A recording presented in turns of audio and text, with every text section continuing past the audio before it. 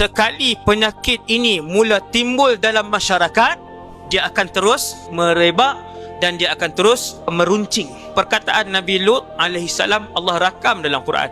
Bagaimana dia berdakwah, dia pi satu tempat. Dia kata sesungguhnya kalian mendatangi lelaki dengan lelaki, min dunin nisa, kalian tinggalkan perempuan.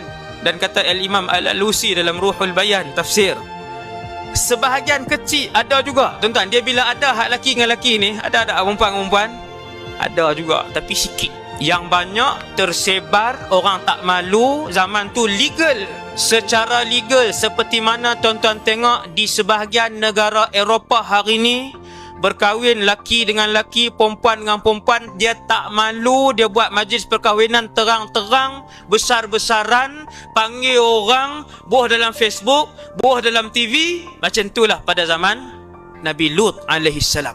Seperti mana pada zaman Nabi Lut homoseksual itu legal, siapa pun tak malu, kira berkahwin buat kenduri, terlampau biasa, tak ada siapa malu.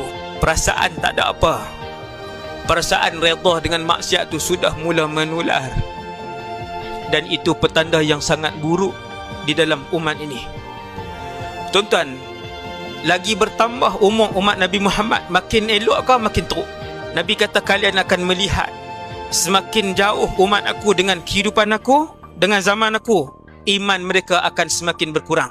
Sekali penyakit ini mula timbul dalam masyarakat, dia akan terus merebak dan dia akan terus meruncing. Dia bukan ke belakang makin sembuh tuan-tuan, dia akan ke depan. Tuan-tuan akan tengok, wallahu alam.